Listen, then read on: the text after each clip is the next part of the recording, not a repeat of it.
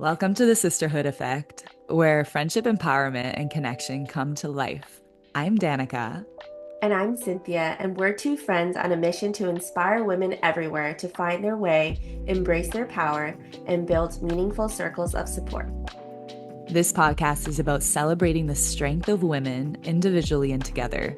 We believe in the magic that happens when women come together, share their stories, and lift each other up. Whether you're seeking clarity, confidence, or a community, you found a space where you can feel like you're not going through this journey alone. So grab a cup of tea, settle in, and join us as we explore the beauty of female friendship, the power of vulnerability, and the journey to becoming your most authentic self. This is the Sisterhood Effect, where women rise together. Mm. Welcome back to our playground.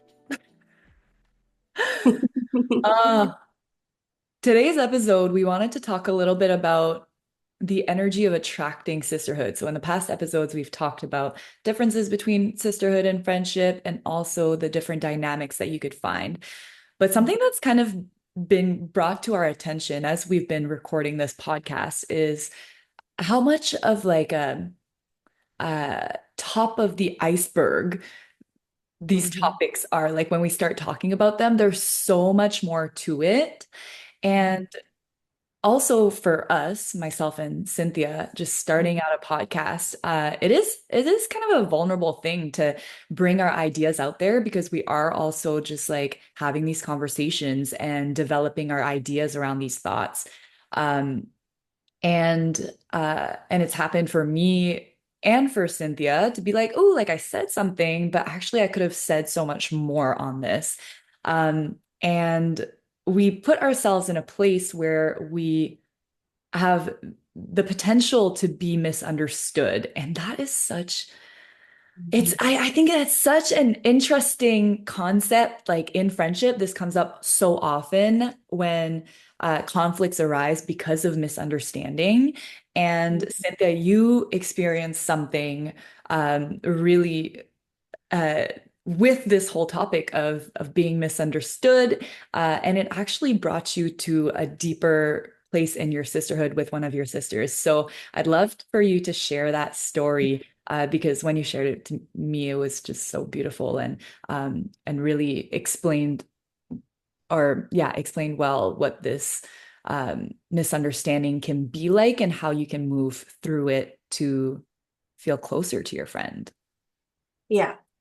Yeah, so it's so crazy because like you said, just starting this podcast was so scary and there were so many fears surrounding starting it because we are being very vulnerable on here and like you said, it can lead to misunderstandings in friendships or just in general. Um, I was always afraid that if I said something, maybe I didn't say it in the correct way that I was thinking.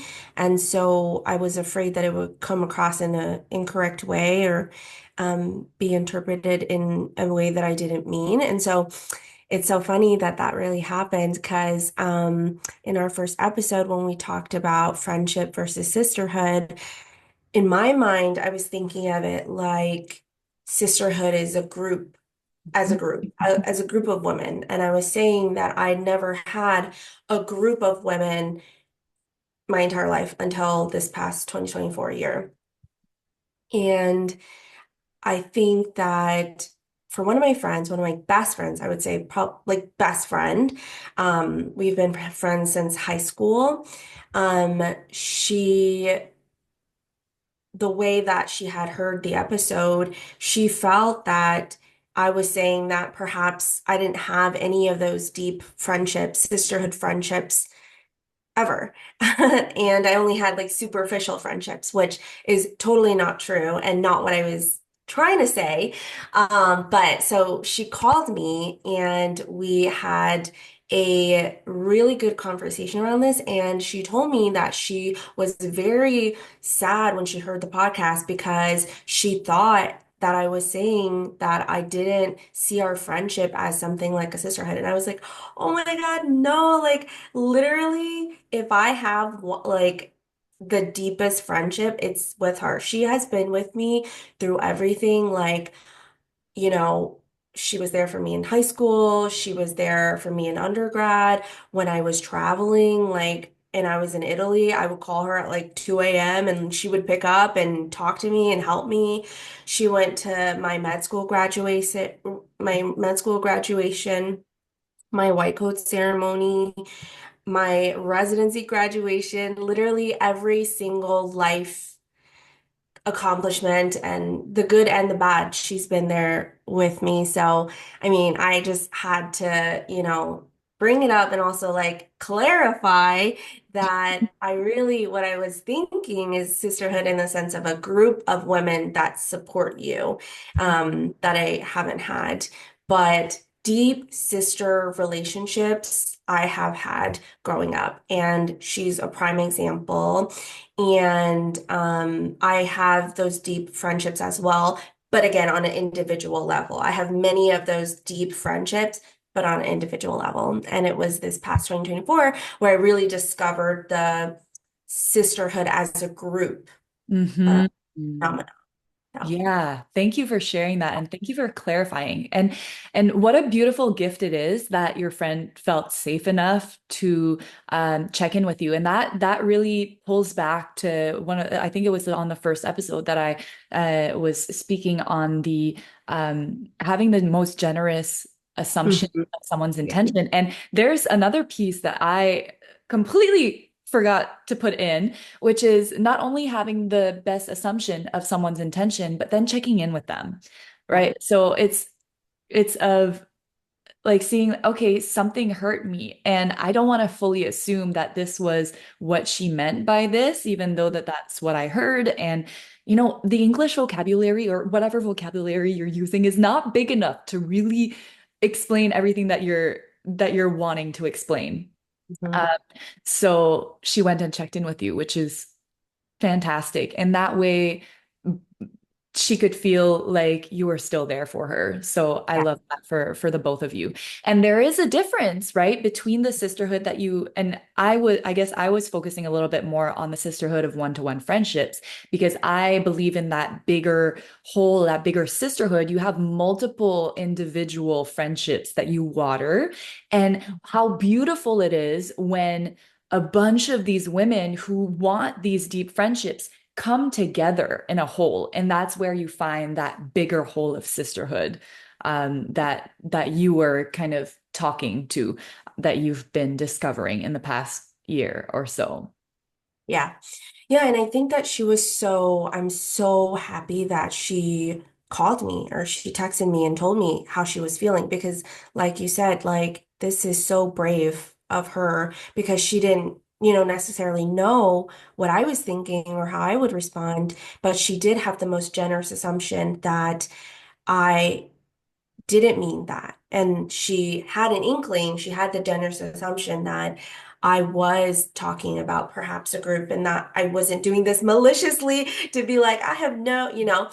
And so when I talked to her, it was like a great conversation. There wasn't any like blaming, there wasn't any like nothing negative at all, just her presenting how she was feeling and then me explaining what I was trying to say and what actually the friendship means to me, which is just so important to me. And she, like, everything's good. We're all good. Like, and so it actually deepened our friendship more because she told me she was so emotional about it. And I was like, oh my God, even though I know we have such a deep relationship, I was like, I can't believe like someone cares so much about our friendship that it would even affect them, like you go through life and you don't think that you really affect people, and to know that someone I'm gonna get emotional now, but someone loves you so much to care so much about like a little podcast that you're doing or like, the words that you say. So it's just really powerful. Yeah. Just want to soak that up. Yeah.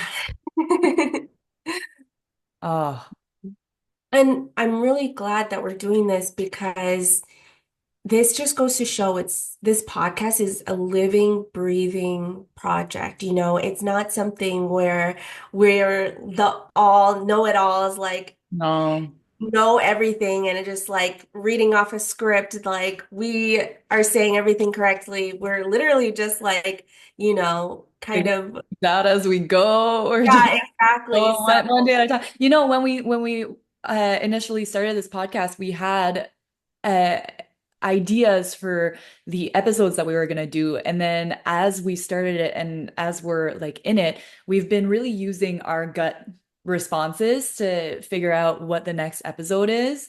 And I think that that's really like the way that that feels good for the both of us. So if we move into kind of how do we attract these sisterhood friendships?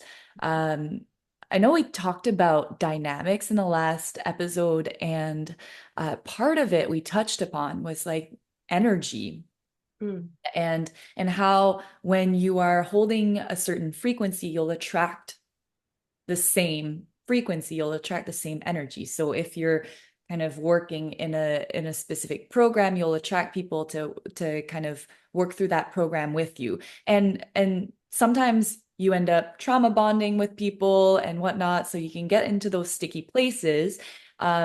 But not all friendships are like that, obviously. And also, you can meet people that you're going to move through things with and you're going to grow with, and that's great. mm, But what I am really curious about is the energy that attracts sisterhood because I hear a lot, like I have friends who sometimes will reach out to me and be like, I want community in mm, where I live, and I just mm. don't seem to click with people as well as I might find some people online. So how do we maybe cultivate or create the space for these friendships to come in and for us to amplify that? Going back to, I think, something you spoke about in our first episode about how you kind of clean your clean your energy.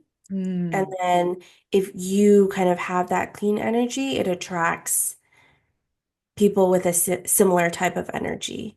mhm. Um, I don't know if you wanted to kind of dive into that a little bit more.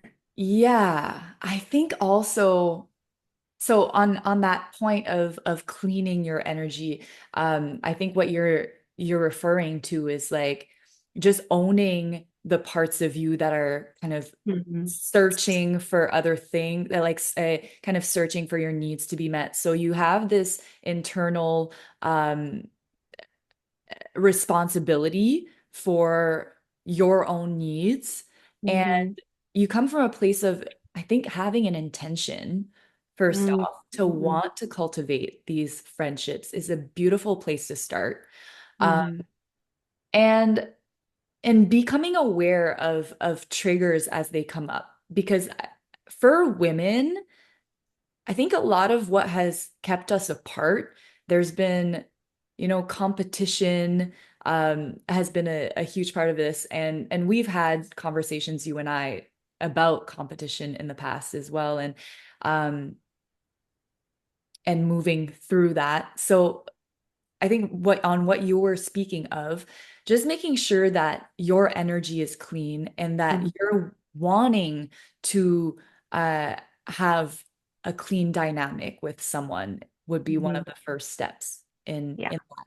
And I think that another part of it is just straight up giving yourself permission to be exactly as you are and showing more of yourself, like just really being true to you and to the things that you love.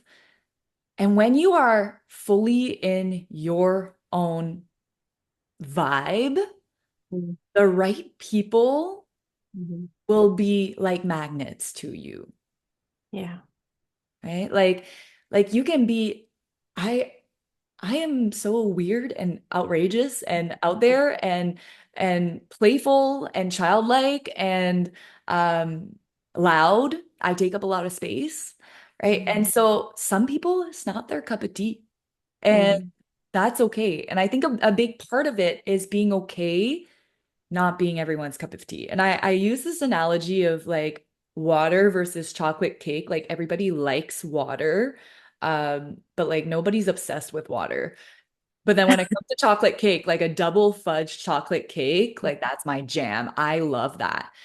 Some other person might be like, that's just not it. Like I like savor I don't I like is it savory sweets? Like I like chips and stuff like that. Whatever.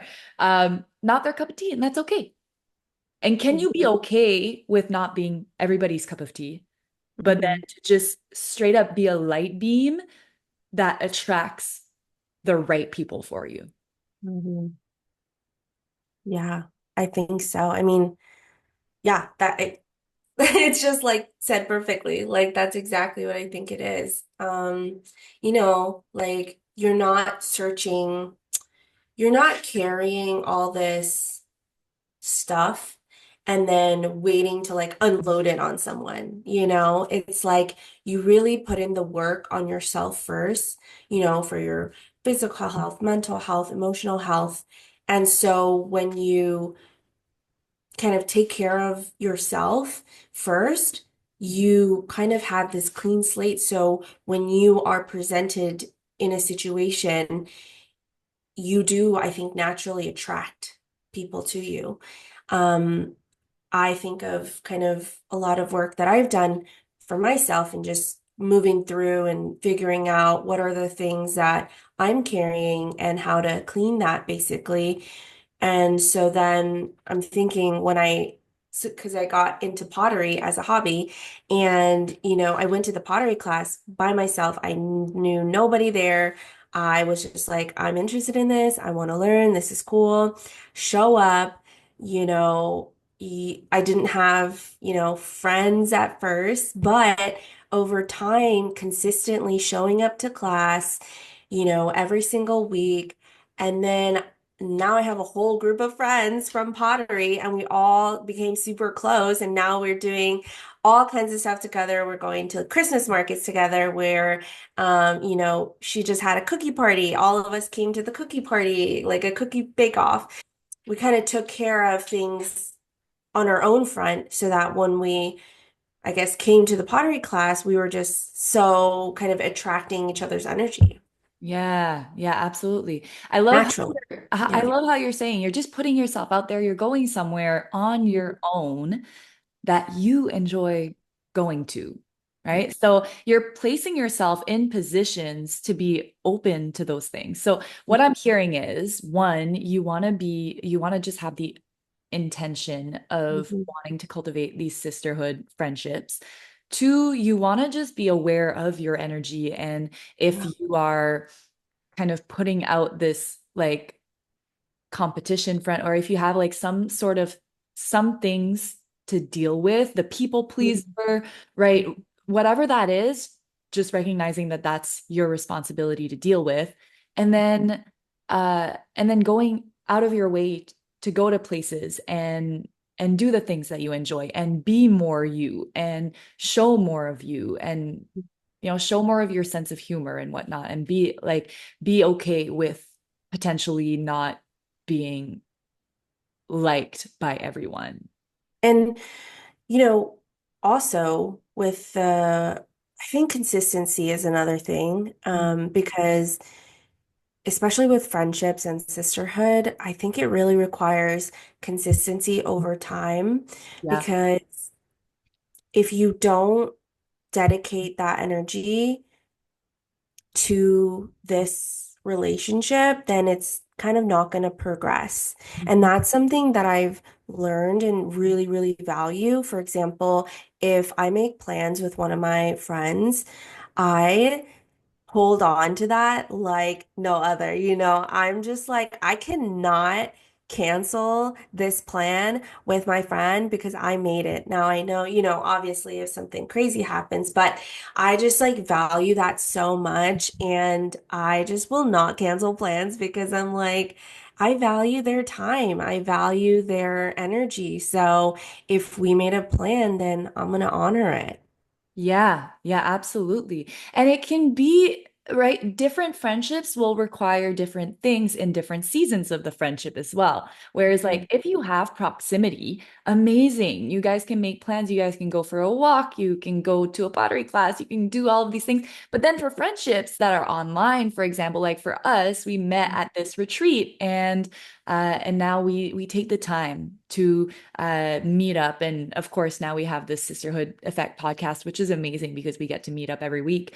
But there are some friendships that maybe it's voice memos, maybe it's a FaceTime, but it's taking that time out of your week to check in with more than just like, hey, how are you? But like, ask better questions. Mhm. Like, how's your heart doing? What's exciting for you these days? Mhm. Things that will help you connect a little bit more. And deepen and maintain and deepen the friendship as well. Um, I think that a big part of it can be in clarifying within the friendship what feels good as far as frequency. I have a friend who we love doing a full day date. Like last time we went and did some acupuncture in the morning, and then we went for a walk, and literally, like, we were together from 11 a.m. to like 3, 4 p.m. in the afternoon. And now we're going to the Nordic spa in February. So it's just like every single relationship will desire something different. Mhm. And so you can have friends for different things, but if you're in the business of wanting to attract those soul friendships uh and then build on those, the consistency of making those plans, of putting it in action, it Mhm. does become a responsibility to hold. Yeah. So I think like kind of if I were from our conversation to have like a checklist for someone, I would say probably number one is kind of clean your energy, which is take care of yourself, self-care, self-love, Then I would say put yourself out there, like put yourself in situations that might be new to you, opportunities. Like maybe it's a new craft, maybe it's something going on in town. Like just go, like try it out, and go by yourself. You don't know what's going to happen. You could, meet a soul sister there. And then three, maintain that relationship with consistency. Mhm. Can I add Don't, as well? yeah, Like when you yeah. meet someone, how often do you meet someone and then just be like, oh my gosh, they're so cool. I really enjoy them. And then you don't connect with them. You don't get their Instagram, you don't get their phone number, Hmm. you just never see them again. And Hmm. and then you're like, damn, like was that a missed opportunity? Yes, of course it was. Yes, Yeah, like connect with them. The moment that you're like, that's a vibe. Like I like this person. I feel like she's a vibe. Like yeah. you want to just like, and it can be just as simple as like getting their Instagram and then sending them a little Yeah. DM and just be like, hey, I really loved your energy. Like, you don't even need to invite them anywhere right away, but just let them know that you're interested. And then Yeah. the next time that you think about them, maybe you're gonna be doing something or you're gonna go for a walk or whatever it is. Um, you might want to reach out to them. Yeah.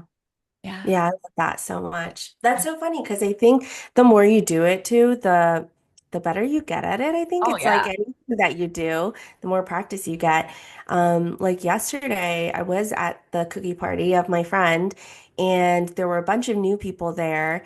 And there was this one person, this female also, and that exact thing happened. We were just like you're kind of cool. Like, let's connect. And we were talking. She asked me if I ever gone to the Baltimore Symphony Orchestra, and I'd never gone. And she was like, "Girl, let's go." So we exchanged information, and so now it's another opportunity for me to do something cool. And if I hadn't, approached her and talked to her, like, or if she didn't approach me and talk to me, then it would have never happened. Hmm. Oh, I love this. Yeah. Amazing. I feel like this episode is starting to wrap up now. Is there Yeah. anything else that we want to add on there? No, I think we kind of hit all the high points. Yeah. And as far as something that you can do for this week, I'm going to invite you to reach out to a friend. Maybe it's a friend that you do hang out with, but bonus mission, reach out to a friend that you've never hung out with Mhm. and that you have a desire to hang out with and make a plan. Set a plan in motion. Oh, love that. Yeah. All right. I hope you have a beautiful rest of your day. And if you enjoy this episode, please rate our podcast, share it with a friend. Um, yeah, post it on your story or something like that, whatever works. Yeah, we love that you're here and listening. So thank you for being here and share your thoughts. Reach out to us if you'd like. Until next time.